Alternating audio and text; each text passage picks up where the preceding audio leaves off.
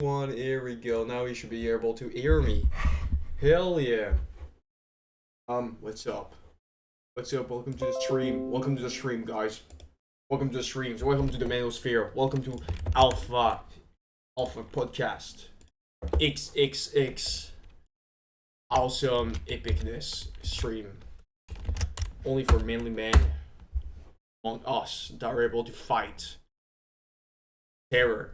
That is society. Get out of the matrix. That's what they tell you. That's what I'm telling you. Folks. Okay, I'm streaming. I feel bad to stream right now because I've been like doing a lot of like applying for job, and but that's not enough. I'm gonna make out with that sexy face of yours. I'm watching an ad right now. Don't make out. No, no, no. Do not do that. Hmm. Dude, that's not happening. There's no making out with my face. That is not happening. Okay. I want nothing out of this, please. There's no consent. You cannot say that. You cannot say that. I'm not selling myself. Like, have big tits. Maybe now, kind of. I'm opening the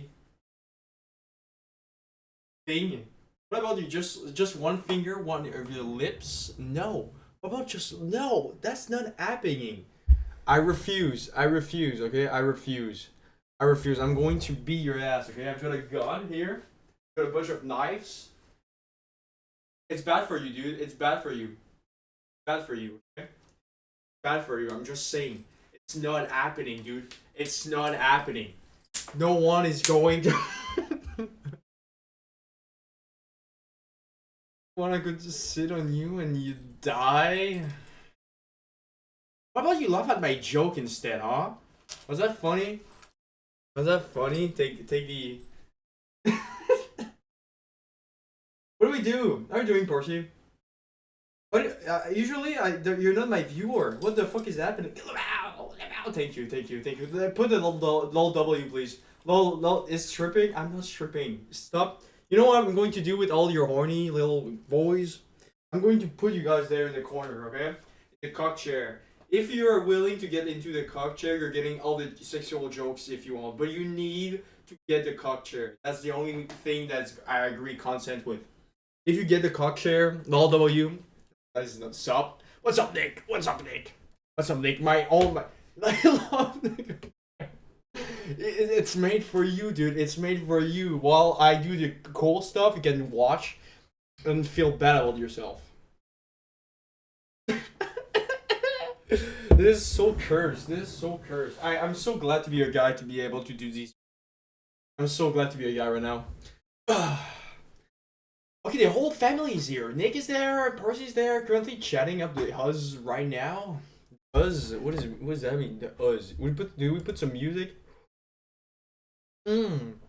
Ah, coffee's so good, dude. Coffee's so good. If I don't have my headphones, I can put the cowboy hat on. Yeehaw!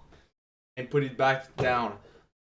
Buzz is like the woman, good sir. I might be going on a date to. Oh, really? Hong doesn't know the meaning of us. No, I don't know what us mean. Now I know it. You know, we learn each day. You guys think I like go out of my room and see what the new dialects the kids are into? Real shit, Nikos. I don't go out. Am I supposed to know what's happening with the dialogues, with the new words we are adding each day? Okay, you guys don't know about the real stuff. Okay, what are you doing on stream today? This is a spontaneous stream. Okay, I have nothing planned.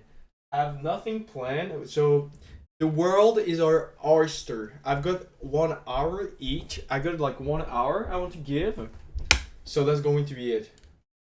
I got actually 1 hour. I don't know what we're going to do for that. Bro ditch game with me, SMH. I didn't know you weren't there on the Discord, dude. You see, now I've got one more viewer. Only I was 1 hour. Now you're in my stream. I pranked you. I was like, oh, I got a game with you, and then you're just stuck with me on my stream, and I got one more viewer to chat up with. So I win. I just won. I just pranked you. I just literally pranked you out of yourself. I could leave right now. No, you're not.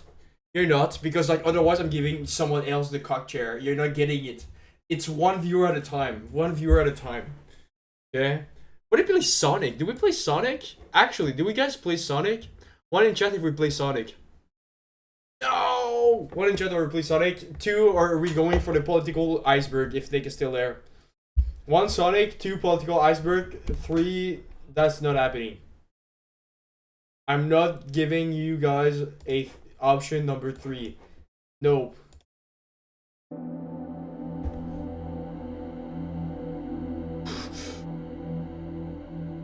I fell asleep, by the way. I only slept for like 3 hours. Like, what did you do? What did you do for like falling asleep? We can play TFT. You rather? Wait, Sonic? Really? Political iceberg? Okay, let's see. I'm done for the political iceberg. Alright, let's do like one layer, because like one layer is going to be enough for like 1 hour. So Percy, you are not really there in often in the stream, but for the past couple of stream, I was in pain. My mother hurts. Did you go to the dentist, dude? Did you get like your adult teeth removed? Is that why? Is that why? We've been looking at this pretty thing here. This isn't any available appointment until Tuesday. Oh no. I mean soon. No, you just only started arting the other day. You brush your teeth. You need to brush your teeth at least 2 times a day. I guess it's something that happened with my filling. You got like how do you call it? Like stuff for your teeth? How do they call it? Brushes? I'm pretty good about brushing my teeth, to be fair. Be honest, sorry. To be honest, not to be fair is not the same as to be honest. Okay, we're living in a society where to be honest is like usually at least twice, sometimes more. I don't need twice. I don't do it more. I remember people like at school like brushing their teeth at dinner times, or like during shifts. I'm like, no, you don't need more than 2 times. Especially in the morning. The morning is like you need to like brush your teeth just for like breath. But more than 2, I don't feel it's healthy. It's like washing yourself too much.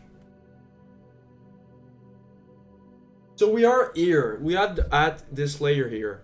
Yesterday we watched a bunch of weird political ideologies. And now we are at the point of neo-colonialism, diaspora nationalism, unificationism, reactionary populism.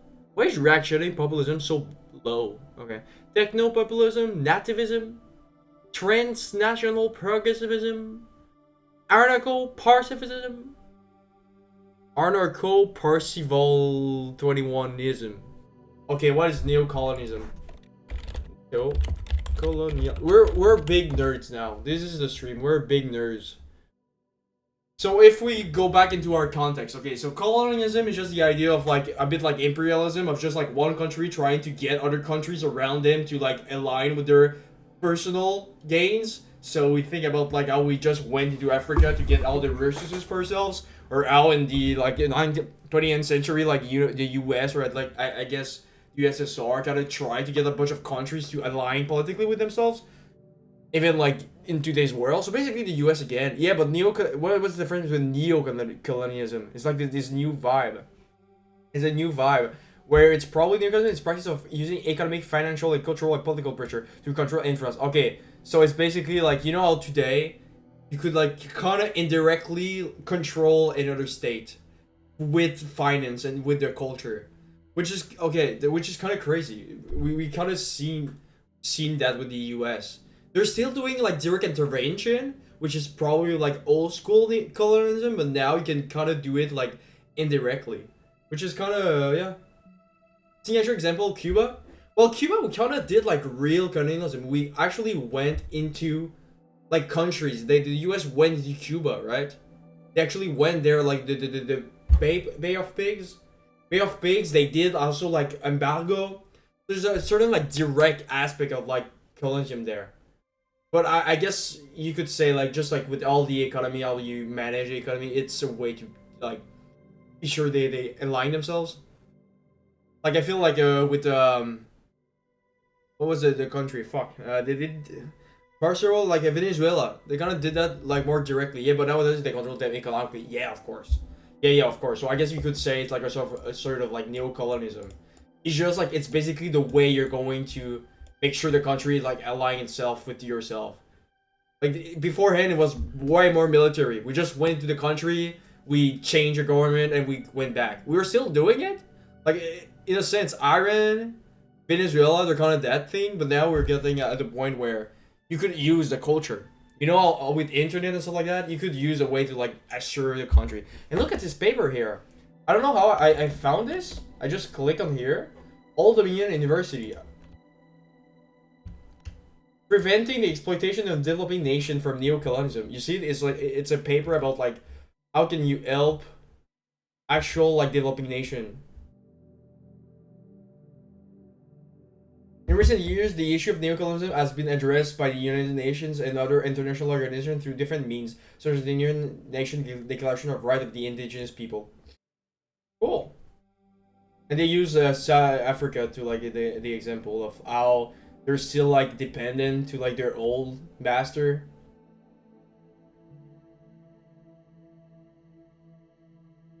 Dependency. Yeah, you create like a sense of dependency. Fucked up, dude. Fucked up. It's just like the domination is not like the same way. Yeah, but they control them economically. As you should. Yeah. Okay, well we understand, and Asia too. How about Asia? Netherlands, Thailand. I really yielded by Thailand. British figure, French, Spanish. The Philippines are Spanish. I think the Philippines were way more American. Maybe that's an old map. UN resolution. Previous UN action, recent UN action in 2020, so before COVID. National environment programs. Well, that's kind of cool though. That's interesting. That's interesting. It's also like this thing, the Britannica. Sometimes when I need to do research, I can like look that up. Right now, it's kind of I cannot go on my other account to get like university stuff on stream. I don't think it matters. Anyways. Diaspora nationalism. What's a diaspora? First things first, what is a diaspora? Before going for nationalism, what is a diaspora? A diaspora is a scattering of the population from their original homeland to other region. Okay, it's just like taking people and like kicking them out. Basically, okay, I see. It's probably not really peaceful either. So dispersion, nationalism. So what does that mean? It's like dispersion nationalism, sometimes called long-distance nationalism or ethnic nationalism, refers to a dispersed population, strong sense of national identity and allegiance. Okay, I see. It's like, for example, Polish diaspora in the U.S. It's huge actually. Okay, I see. It's just being proud of your like country of origin, but you're somewhere else. Yeah, that's not too bad. That's not too weird. They use Israel as like an example.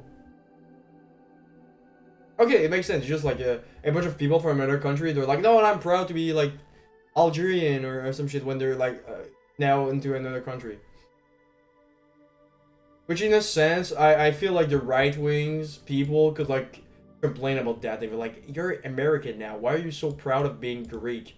I mean, it depends on the country. I feel if you're like in the US and you're going to be like proud of being Irish or something like that, it's not going to be the same if someone say, oh, I'm proud to be like from the Niger. Oh, I'm proud to be from the Middle East. So there's still like a certain like inequality between like who has the right to be proud of their origins and who's not. I feel Asian countries probably have it a bit less bad than now the Middle East and probably like Africa. You have like Americans or like Cubans that are happy about being old school Cubans. Okay, that's not too bad. That's not too bad. Okay, I see some people could like see that. I mean, the US is a kind of different example because everybody has some background. Yeah, maybe it's an innate thing. Maybe it's like a bit more in Europe. How do you feel about the people being nationalistic about like a diaspora? You know, when they're the immigrants and stuff. Not an opinion. Just what did you see? Did you see like people being more proud of like where they're from? It always depends, I suppose. Maybe the U.S. does have like a certain like because everyone is from like somehow you have like a someone that's from Europe or something. Like everyone is like all old school American. You know what I'm saying?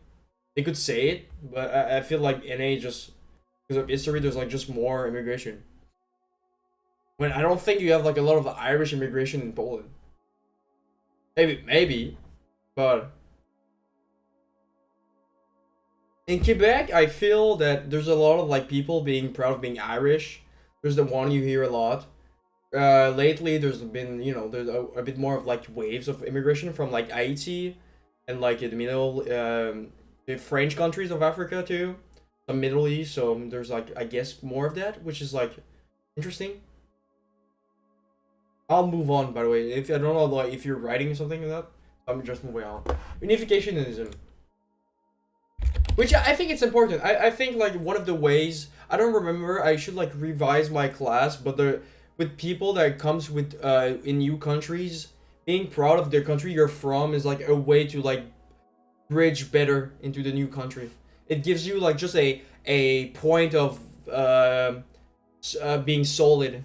That's exactly what I'm talking about. In the US, I don't think they really care about it. But in Europe, I feel there's another ethnic group that's growing. It might be a bit.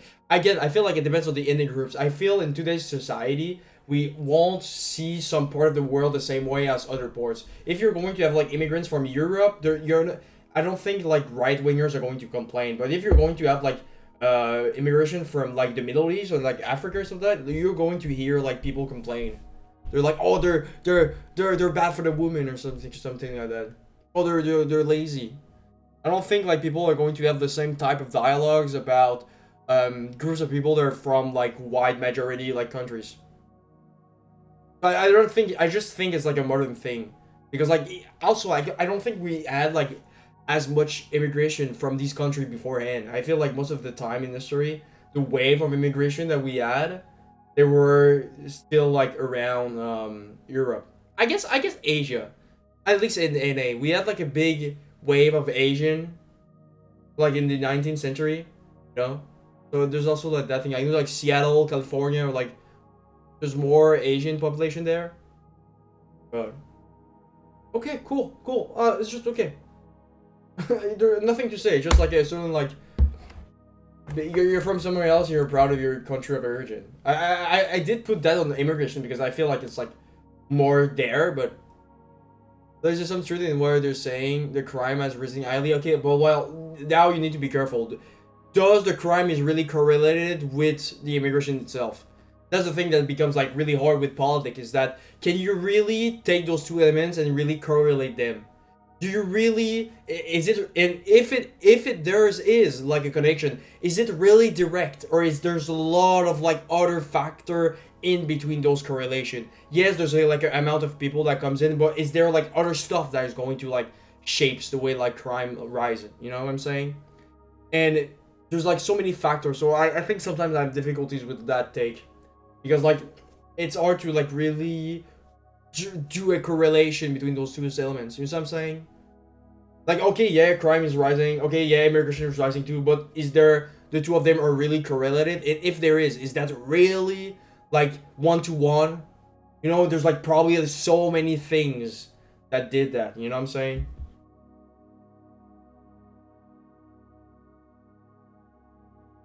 So there's always like I'm taking that with a grain of salt. Like everything, you keep it simply. If you want to keep it simple, I don't think it's going to make the enjeu. What is enjeu? Make the social problem for what it is. You know, give like a good example. You know, I think you can. For example, there's statistics where Asian people commit much less crime than other races. Oh boy. Again, it depends on like the where they went. Where is the program you're giving to the people that comes in the country? How is your country not able to like give this to what brings to criminality too? Like I don't think it's like it's basically like being black or being Asian that brings you more into crime. There's like way more factor that's going to like push someone into criminality. You know what I'm saying? Like if there's a problem like that, you know what I'm saying? It's like for example, there's like people you hear in the U.S. at least a lot of people say, oh, there's like more crimes into black communities, but like to understand the criminality into like black neighborhoods, you need to understand like the history of these groups. I don't. There's a correlation, but like the correlation exists because of like such a long history and so many factors that just putting the attention over the skin color is a bad connection to do. I'm not saying it has to be a rule, but you should take it into consideration. I think you need to be careful because uh, showing the problem into that formulation creates a frame where I don't think it gives like enough. It doesn't direct the attention the way it should be directed. You know, your variables are not framing the problem right, in my opinion. You know what I'm saying? Which I don't think is that unificationism. But yeah, of course, it's important to talk about it still. You know, I think also the thing with politics is that it's so hard to have like a complex dialogue into the public spheres. You know what I'm saying? Like, there's a reason why sometimes it's so simple to like just have these way of seeing society and the groups into them, because like it's just a simple way to make it like travel. You know, it doesn't ask you much to like remember that little catchphrase. Unificationism, commonly as a unification church, is a religious movement founded in South Korea in 54. The late Sung Moon and his wife Jacqueline Moon. Its core theology centers in unified mission of Jesus to build a sinless, no sin, global family of systemic kingdom of heaven. Are they like Mormons or something? Korean Mormons? They're basically just like a church. I'm not sure if like it's what they're referring to. They're just like the Mormons or the Témoins Jehovah, the Jehovah Witness. I don't know. I'm kind of scared the robots are really going downward once it opened the border to everybody. I don't think multiculturalism is something good. I think you need to be careful about how you correlate stuff. I'm not saying you're right or wrong. I'm just saying that you need to be careful to weight the variable there. Europe going down is one way you could see the problem, but like you need to. I think when you think politically, you need to be careful about like how you're going to explain how it's going down. I think it's way more complex and gives like a certain like easy answer, which I'm not sure if it's really what's happening. I think that immigration, to be fair, is just a symptom of that shit. I don't think multiculturalism is making stuff bad. Anyways, there's like two stuff in there. Like multiculturalism is not the same thing as opening borders. You know what I'm saying? And you need to be careful that what came first and if really one caused the other. What could be the cause? Well, that's the thing. You want to. I don't know like the precisely that, but like there's a lot of cause. It could be like the economy. It could be like the way the government and institution have been kind of going on in their life since the past 80 years. It's been because like of the rising tension. There's like a globalism too. In general, it's like the economy doesn't function the same way. There's like so many things. There's so many things that like creates like problems into a society that you feel is degrading, you know. And that's what happened when you have like such complex stuff happening and you need answers to explain it. Sometimes it's easier to just like find like a scapegoat.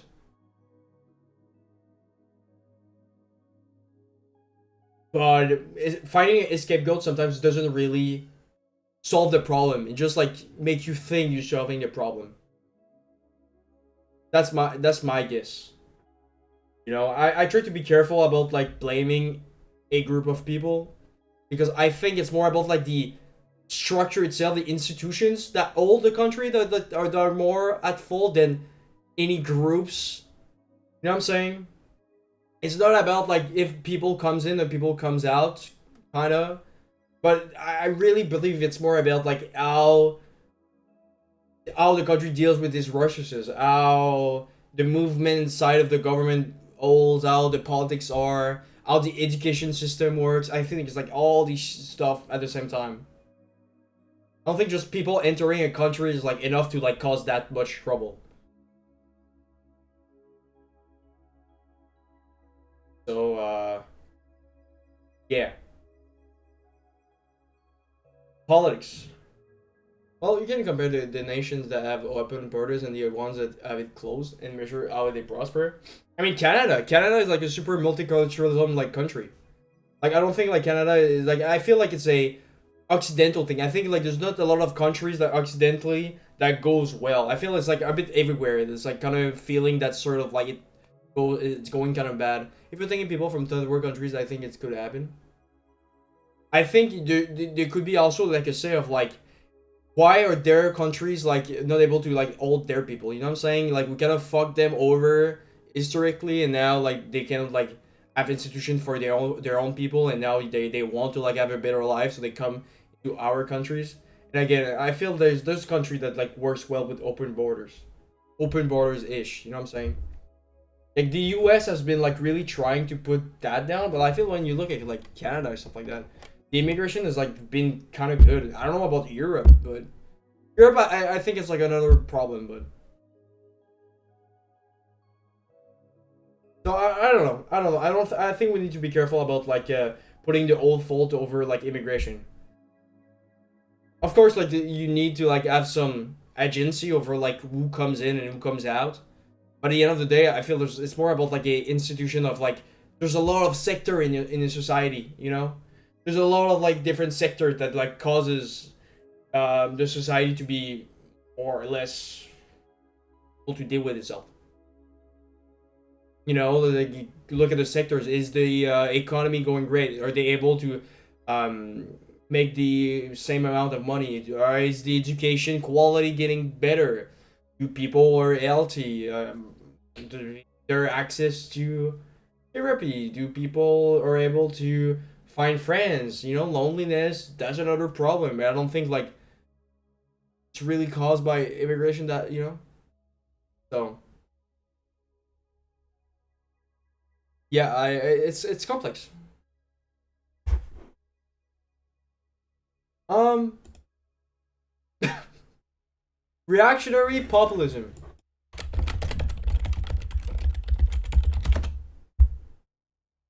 Reactionary populism is a political framework that blends anti-elitist rhetoric with a desire to roll back progressive social changes and return society to romantized, nostalgic past. It pits culturally and ethically defined pure people against both a corrupt establishment and minority or marginalized group seeking equal rights. Okay, well you're reactionary. You're just like going to be really into the whole. There's a group that's like, you know, that's I think that's the story we're giving ourselves in our modern society of why we feel everything is going bad. Technology could be another thing. I didn't think about it, but like we think back about the rationality like society has. Like I feel we're at a point where in a society where we kind of have the truth of like how things works, technology is not really helping us that much. I'm sorry, the AI is not helping that much. The AI is put in places that doesn't make sense into like it's not helping me personally. I'm sorry, ChatGPT is not actually helping me. It's demanding me more job, it's demanding me more, you know. If you're taking people from third country, I think it's gonna happen. What did you say before that? Looking combinations.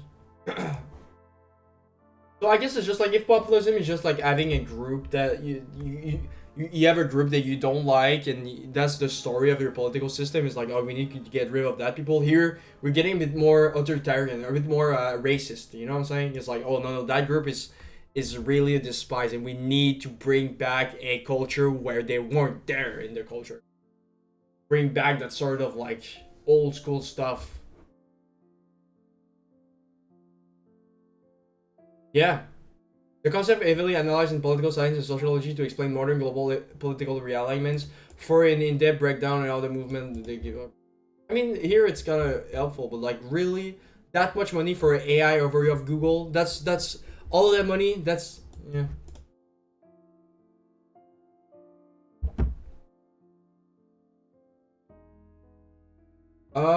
Techno populism. Okay, so I suppose like if populism is like about the new logic of democratic politics. The book, dude. Technopolism is a political strategy combining the NC establishment will of the people, rhetoric of populism with the data-driven, evidence-based expertise of technocracy. Oh, that we're getting precise into the qualitative categorization of these political dialogues. It's basically, you know, we go back to populism. There's like a group of people we don't like, and for some reason they use technology to prove that. We're getting specific. Yeah, we're getting specific, but I guess it's like, you know, if everyone is populist, might as well like be a bit colorful into your populism. Some people are going to be reactionary. Some people are going to be technological about their populism. It's a color of populism. It's basically saying traditionally populism as technocracy as viewed as opposite populism. Yeah, use technology to get the the populist. Soon gay populism is gonna pop up. Think so? Get the gays in, so we're able to get rid of the bourgeois class. I mean, you know what I'm saying? Like people that are in the feminist circle, there's like a certain aspect of that. If we're able to like establish, not establish, but like destroy the patriarchy and all the domination, the social dominations, it's gonna there could be like a way of saying like if we dismantle racism and all the identity domination, we're going to be able to tackle other sort of domination like a group. We all have to get rid of all the heteros. It's not about getting rid of the heteros. It's about not putting them above the value of someone that's like heterosexual. It's not getting rid of people that are straight. It's not that. It's just not a friction between people that are like straight and people that are gay. That's think back. The joke. Okay, no. I just saying people could say that. Sometimes that's a thing. I think if we tackle politics, it's like everything someone could be saying is there's like it's all true. Someone could be trolling, but at the same time that same statement could be holding a truth to it. So you need to like tackle that statement in the two ways. Okay, maybe it's a troll and that's more like a joke, but at the same time you could have like someone that actually believes like the troll in, you know. That's like a really crazy take. Yeah, I know it's a crazy take, but like sometimes I like putting myself into like if I've got like someone that's a really radical talking to me, how would I tackle them? You know what I'm saying? I agree. It's a crazy take, but like there's people like that are really like I don't know, like someone stuck in religion or I don't know, man. I don't know, dude. There's all kind of people. Okay, you see how many like colors of ideology there is. Like I'm sorry, there's people like being esoteric fascists. Like there's a whole country that became that. So people can have like these crazy takes. I think in today's like sensibilities we don't we you know nativism. Nativism is probably like just like a sort of like oh I'm born here so I'm pretty cool. Nativism is attributed to prioritize the interests of a native born. Okay, yeah, you see it's more about like immigration here. People that are born into the country have like a stronger sense of how it is than people that are coming out, you know? I think in the US there's like a long story of like nativism and not nativism. Like if I'm born here, I've got more value than the people that are not from here. That sort of idea. So we could like we were talking before about immigration. You could say like oh there's a certain like nativism to that sort of like dialogues. But it's racism in a way too. Yeah. In a way it could be. In a way it could be. But again, it's always about the severity. You know what I'm saying? It's always a severity in some sense. Like, yeah. I mean, look, psychological and linguistic nativism. In cognitive science, the philosophy of nativism describes the nature side of nature versus nature debate. Core belief it asserts that there are certain skills, concepts, or abilities are native or hardwired into the brain at birth. Yeah, you just get like a certain like value out of your being bird there. You're better like culturally you get something that others don't or something. That's that. It's also like at this point we're getting to like the racist and stuff like that. That sometimes there's like gray area. Like I'm sorry, but like I could see someone like seeing nativism like a right wing guy and not saying it's racist, and that's where it becomes like really hard to being able to like explore that ideology because like how do you explore something like that when the words themselves can be like they mean such things separately like here like nativism like just the word racism is such a concept that can be stretched into anything that it becomes weird to use them properly. You know what I'm saying? It's a good word to use, but like I feel there's like just words that conceptually they're so elastic that they can kind of mean anything. That becomes a really weird to like be operationalize the frames we're trying to explore here. Does that make sense? That's like kind of philosophical. But there's a mythology of like certain words are so like stretchable that they can be defined up to like kind of anything.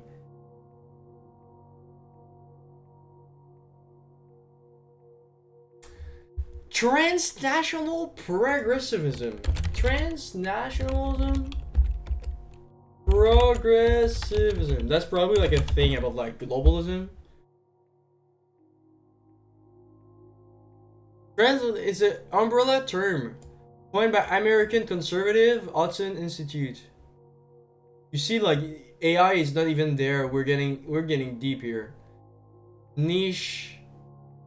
Describe a broad movement that he argues seeks to transfer political power away from elected bodies in sovereign state and towards court bureaucracies, non-governmental organizations, and various other largely elected transnational bodies. Oh, that's interesting. It's basically say that we need to give power to the institutions that are like broader than the countries, like the NGOs and like probably like the nations, United Nations. Get power away from the states itself. For example, the Canadian government, and give more power to the bigger institutions. Which, in a sense, yeah, okay, I see. It's just like putting more power into like these things that are like global, more global. And nations, European unions. Oh wow, I'm not sure what things. Sometimes it's like I don't know. I feel like there could be like a use to that. You know what I'm saying? Like sometimes like there's entities that are bigger than nations now. I'm sorry, but like there's so many corporations that are bigger than nations, and that's where you have like always like institutions that are like also bigger than nations that can have like things. That would turn out so bad. Yeah, but there's already like entities that are like bigger than nations that holds more power over nations. Companies, they're kind of that. That's why you can. That's why you cannot tax them because they're going away. That because they're too big for a nation to control them. So it kind of all already exists. And in some sense, now I think about it, the American cutting budget to some like NGOs, like the health stuff, is kind of a way to get back power to the American people or away from entities that are like bigger than countries. Sure, but you don't have full control over them, so it's very risky putting them a lot of money into it. Yeah, but I think it's always like it depends upon like how it's used. It's like the when you look at the European European the European nations. How do they call it? Fuck. The where's the Europe? The ONU? No. I'm just European nation, or the Union nation. I feel it depends upon how these institutions are built. Union, yeah, they always depend upon how they are built. You know what I'm saying? It's like if these institutions are built in collaboration between a lot of countries, I don't think it's the same way as like a corporation as we see today that they just built upon just the foundation of making money. You know what I'm saying? always depends, I think, upon how it's organized. And sometimes you need like that sort of like global institution that just like is able to have like some power more broadly. You know what I'm saying? So there's a reason why I feel like the European Union is a thing. There's a advantage to like have institutions that are like bigger than nations. But like you said, there's like always like stuff that are going to be bad. You know, when you go for human rights or environment and the environment, having like international NGOs were actually, I think, one of the reason we're able to democratize some of the dialogue from there. But for example, the European nations, certain states have more power than their. Yeah, yeah, of course. You see, it's not perfect. Yeah, of course, like you said, yeah, the veto, right? The veto. Yeah, it's not perfect, but like there's still like a transfer happening. No, no, I agree. They're not perfect. Yeah, but I feel it's like, you know, I prefer United Nations than like corporations having more power like that. But yeah, it's a good critic you're bringing, of course. But I don't think it's Endermise kind of still having something. So I don't know. No, it's a good criticize. Good thing you said. Democratic liberalism. Okay, that's NPC stuff. It's basically saying the liberals being inside of a democracy. Is a political system that combines majority rule, democratic regulation, and the protection of individual liberties. Yeah, I nothing to say here. Nothing to say. Nothing to say. I feel like we saw this thing 5 times, just in different words. Anti-communism. I mean, people that are anti-communism. That's in the world. Some people hate the communists. Let's hate the people that hates the communism. Is it opposition to anti-communism as applied to in the Cold War? Oh, it's a Cold War term. Post-Cold War era, the term came to include analysis of scholars and journalists who argued that anti-communism narrative had exaggerated the repression and crime of communist states. How would you describe yourself, though? You sound kind of NPC. I believe that, you know, we have all biases. No, I'm not that NPC. I actually think I've got like some radical like take. Especially like economically. I don't know. I'm kind of a, like everyone has a point. But, which is kind of NPC, but I'm not a centrist. That's no. People that are centrist, they kind of like the status quo when I really believe that we need something new. So I'm not even against like reactionaries from the left, you know? I don't know. Lol? Yeah, I'm just lol. I'm a clown. I'm a clown. I'm a clown. I just want to grill in peace, okay? Grill in peace, bring a good criticism about everyone. I want to piss off everyone, okay? That's the thing. I want to go in every sphere and be like, "Oh, your shit sucks," and just leave. Every single ideology. Yep. I'm a pat. I don't know. I'm nothing. I am nothing. I see. I want to piss off everyone. That's my goal. I want to be able to bring to. That's the thing too. I want to talk to everyone, but at the same time, piss everyone. I want to be able to have a conversation with any radical guy, which is bad idea probably. I want to experience. What about that? What about that? I believe that having a position is how you're going to be put in a box. And if you're put in a box, you're limited. I'm a ego anarchist. How about that?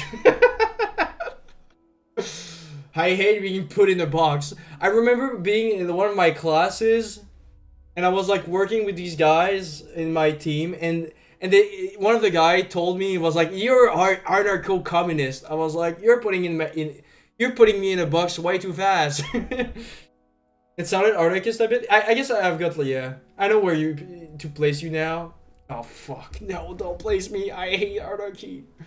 I hate anarchy. You know, anarchy is a domination because it labels me as something. Okay? I want to be a cowboy. What about that? I'm just a hee-haw cowboy. I want a horse, go around with guns. That seems fun. I'm a gamer. No, fuck it. I'm a gamer. I'm politically gamer. Minecraft. Fair. No, it's I'm saying like I feel like maybe anarchists or like a bit no, NPCs don't like anarchists. Because it's too radical for NPCs. When I don't want to scare the NPCs. Again, even putting them into like the NPC category is derogative. So you see, I want to dance. I want to be obs. Okay, I want to be that guy. That's me politically. And that guy.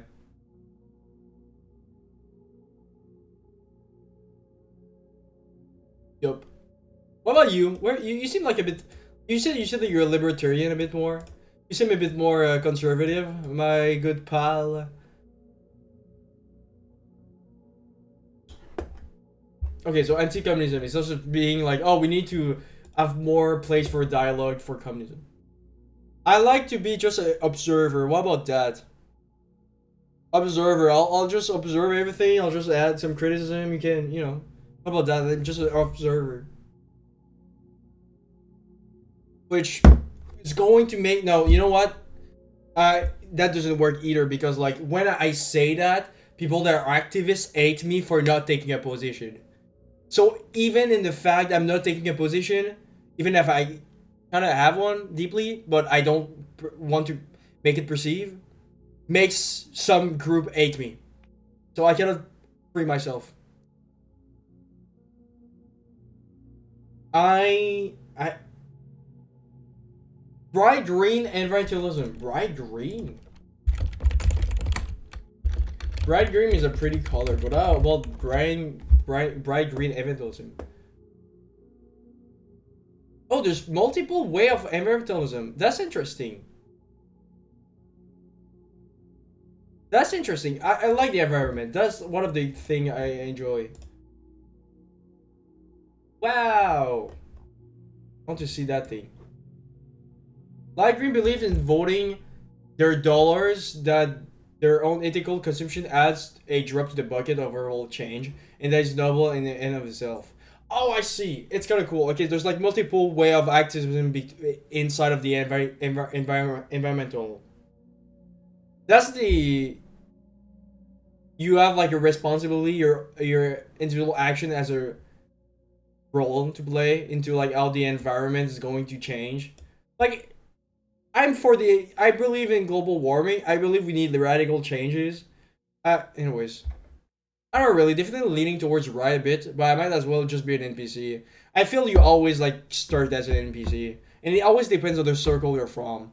I feel I got the lucky chance of being able to like talk to a lot of people that are like really smart, and they're able to really like show a critique of the system that actually makes sense. That like not destroy, but like that the especially in today's society that having like a status quo opinion doesn't work less and less, and I feel you're going to see that more and more. One of the reason I feel we see a lot of radicalization is that the status quo didn't really work that much. So you're seeing a lot of people like going towards like more radicalization of like we need something else. Being status quo doesn't work. I believe in all those organic shit, but I don't give a shit. I'm not gonna be here 80 years. So why would I? Your kids. What about your kids? What about your kids, dude? What about your kids and your fellow man? And you're going to be still there. And you know what I'm saying? Those 80 years could be way more comfortable if the environment doesn't go for shit. Because that's the thing with the environment. If the environment goes for shit, it creates tension. Tension brings like instability into your countries. And instability doesn't make experience of life more comfortable. You know what I'm saying?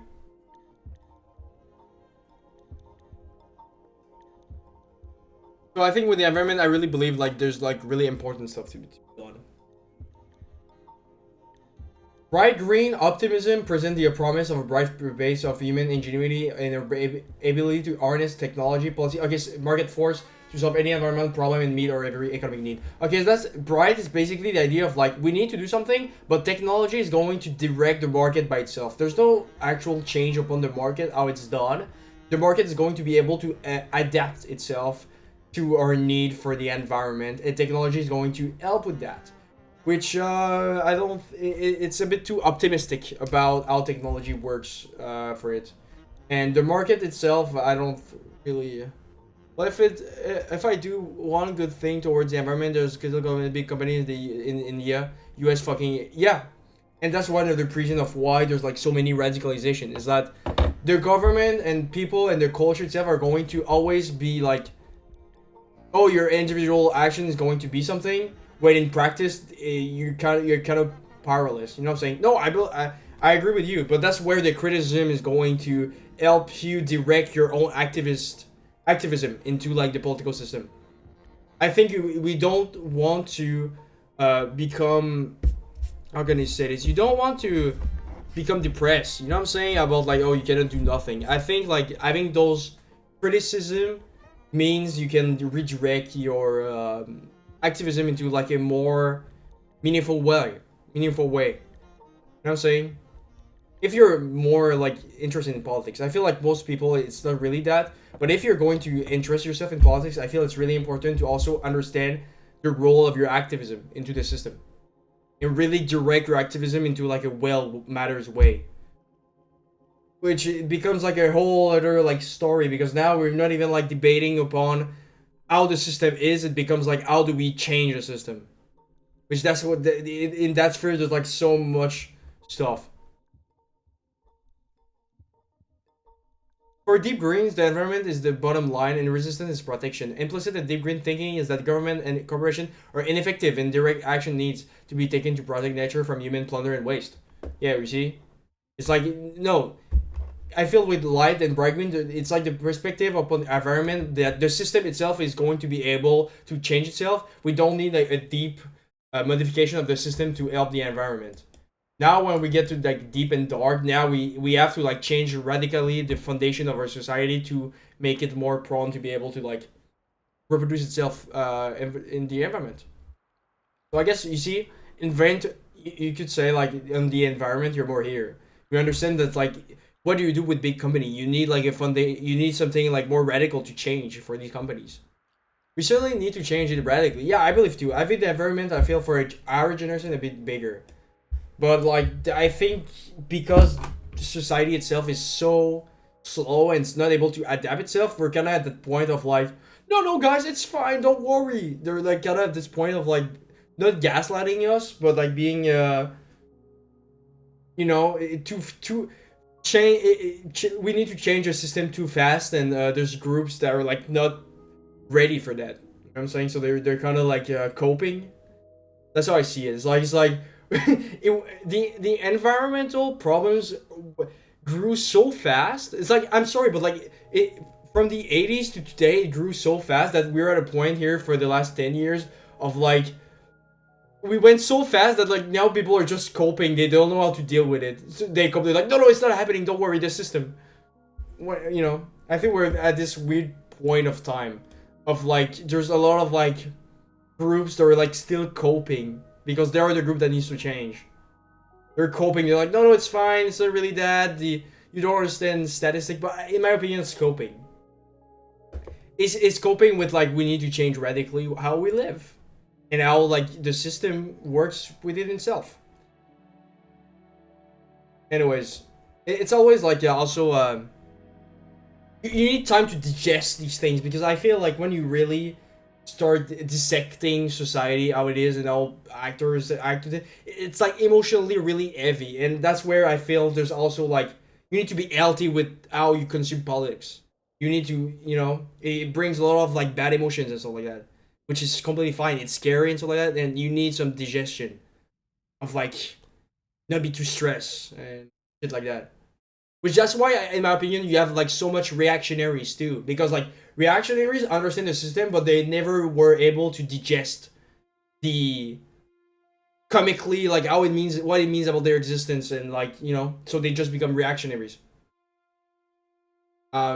And that's why I am a prone believer of that. In a democracy, you need to give space to citizen to like be able to be a good citizen. And there's like so many stuff you could like help people to better digest how to operate themselves into the system. You know, give time to the people, give good education to understand, give well matter to like understand their own self. It goes alongside of like our, you know, going to like change stuff.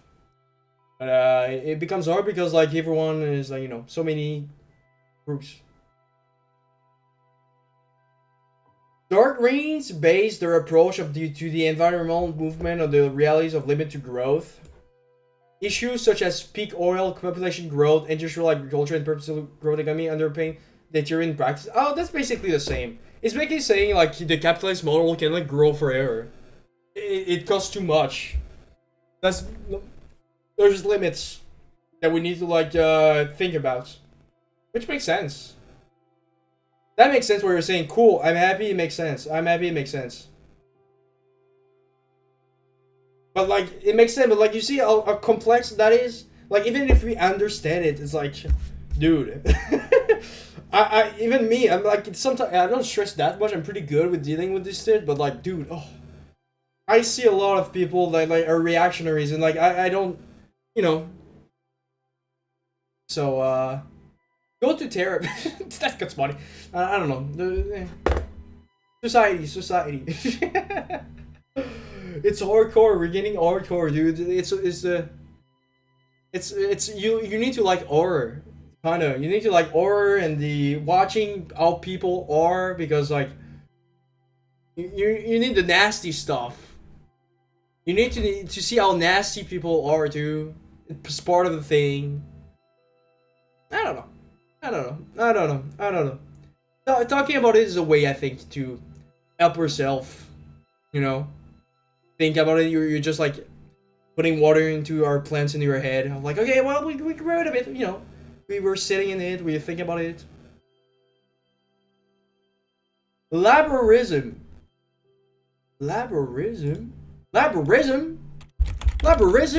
Responsibility, innovation, regulation. Laborism is a political, socio-economical philosophy that prioritizes the interests of the working class and advocates to the dominance of central role of labor in the economy of a government.